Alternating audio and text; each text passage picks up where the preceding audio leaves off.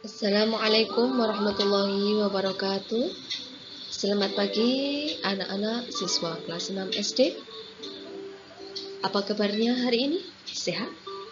Semoga anak-anak bersama seluruh keluarga selalu dalam keadaan sehat walafiat. Anak-anakku yang saya banggakan, pada hari ini kita akan mempelajari mata pelajaran pendidikan lingkungan hidup.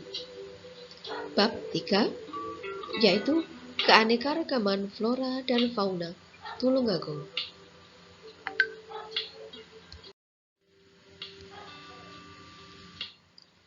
Mengkudu. Di Tulungagung, buah ini sering disebut bentis atau pace. Mengkudu bisa hidup subur hampir di semua wilayah Tulungagung.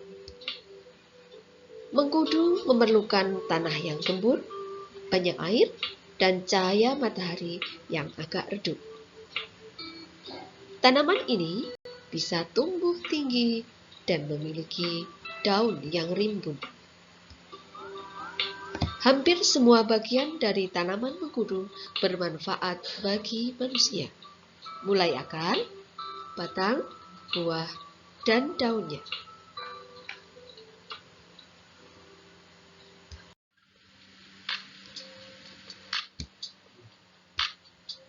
Berikut ini beberapa manfaat dan khasiat buah mengkudu untuk pengobatan tradisional disertai dengan contoh resep dan penggunaannya. Mengatasi hipertensi. Tekanan darah tinggi bisa diatasi dengan ramuan buah mengkudu. Caranya, sediakan 2 buah mengkudu yang telah masak di pohon dan 1 sendok makan madu. Buah mengkudu diperas untuk diambil airnya, kemudian dicampur dengan madu. Ramuan ini diminum 2 kali sehari.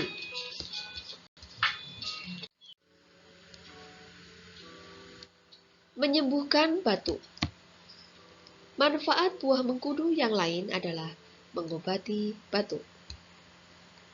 Caranya adalah dengan membuat ramuan yang terdiri dari 1 buah mengkudu dan setengah genggam daun po atau bujangku.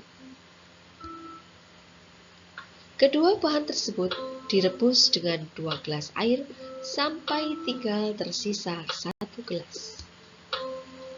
Saring airnya, lalu minum 2 kali sehari tiap pagi dan sore. Obat sakit perut.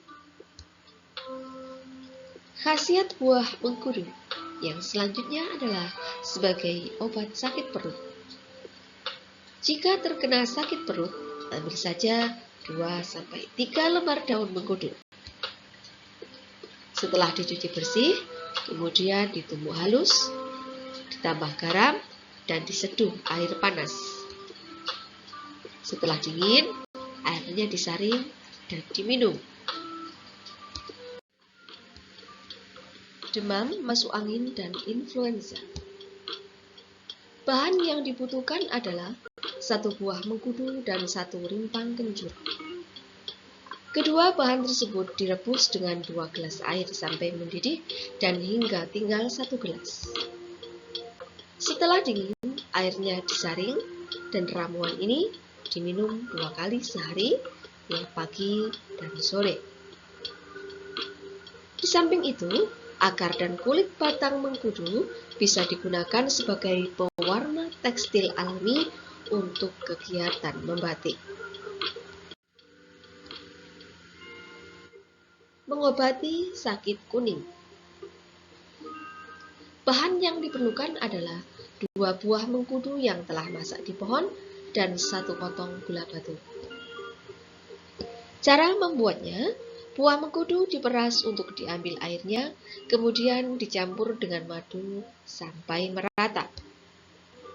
Saring airnya, diminum dan diulangi 2 hari sekali.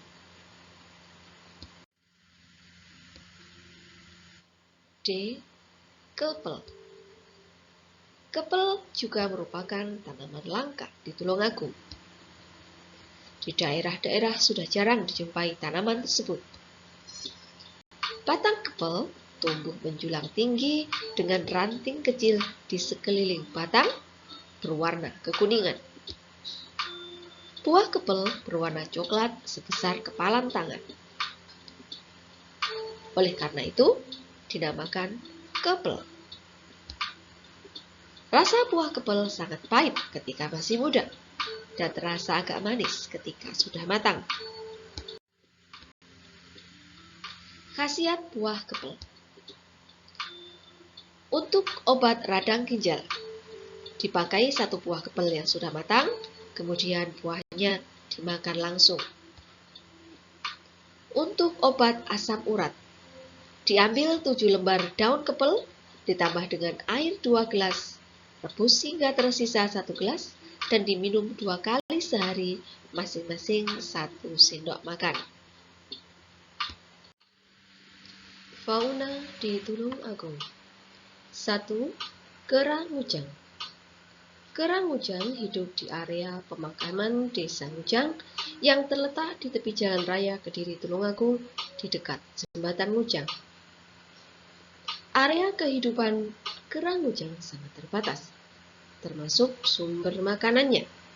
Makanan kerang ujang sangat bergantung dari pemberian masyarakat sekitarnya, para peziarah maupun orang yang lewat di sekitarnya. Kerang ujang memiliki ekor panjang, bentuk tubuh lebih ramping, dan warna bulu keabu-abuan. Populasi kerang ujang tidak begitu banyak dan dikhawatirkan bisa punah. Kerang ujang mudah membaur dengan masyarakat. Sifatnya berpindah-pindah dan hidupnya senantiasa berkelompok dan dipimpin oleh kera paling besar. Telur sebagai makanan favoritnya.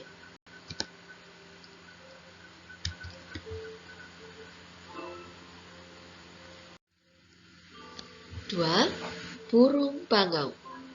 Sebelum tahun 80-an, Kabupaten Tulungagung terkenal dengan daerah banjir.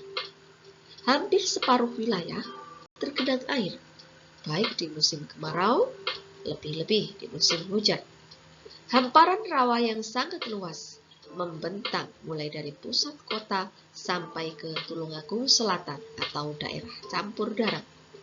Oleh karena itu, pada zaman dahulu, Kabupaten Tulungagung disebut Kabupaten Ngerowo. Ketika itu, banyak satwa yang hidup di rawa Tulungagung.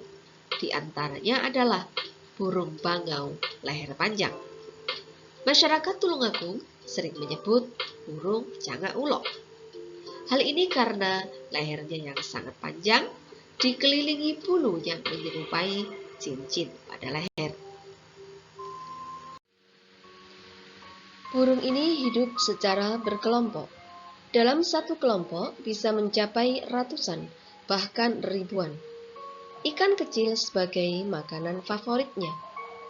Pada tahun 1986, pemerintah membuka terowongan Neama yang pada saat itu diresmikan langsung oleh Presiden Republik Indonesia kedua, yaitu Bapak Soeharto. Sejak saat itu, rawa di Kabupaten Tulungagung mulai hilang dan berubah menjadi area pertanian yang sangat subur. Dampak dari hilangnya rawa adalah semakin hilangnya bangau leher panjang di Tulungagung. Hanya pada saat musim tanam saja, kadang-kadang terlihat sekelompok burung bangau leher panjang. Jumlahnya pun hanya beberapa ekor.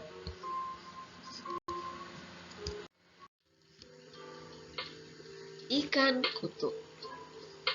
Sama seperti kehidupan burung bangau, ikan kutuk juga hidup di daerah rawa di Tulungagung.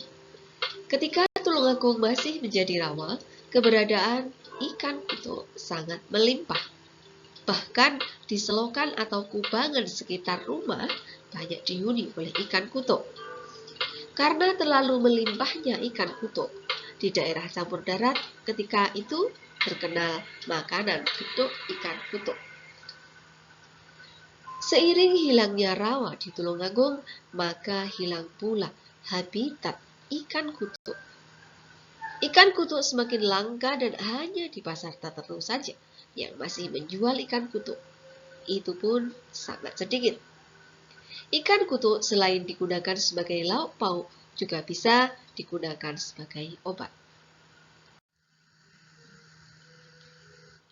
Manfaat ikan gabus atau kutuk bagi kesehatan. Ikan kutuk mengandung protein tinggi atau albumin, sangat cepat menyembuhkan luka, sariawan, pasca operasi, usus buntu, dan lain-lain. Sejak zaman dahulu, ikan kutuk atau gabus dipercaya dapat mempercepat penyembuhan luka sehingga dianjurkan untuk dikonsumsi pasien sesar pasca operasi dan ibu-ibu sehabis melahirkan. Hal ini dikarenakan ikan kutuk atau gabus mengandung protein yang tinggi atau albumin sehingga dapat mempercepat proses penyembuhan luka.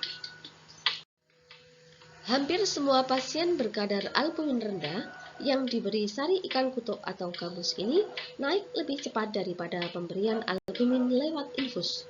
Albumin adalah salah satu jenis protein darah yang diproduksi di hati atau hepat. Saat hati normal mampu memproduksi 11-15 gram albumin per hari. Bahkan, ia merupakan jenis protein terbanyak di dalam plasma yang mencapai kadar 60%. Anak-anakku yang saya banggakan, demikian pembelajaran kita pada hari ini, yaitu mata pelajaran pendidikan lingkungan hidup bab 3. Semoga bermanfaat. Wassalamualaikum warahmatullahi wabarakatuh.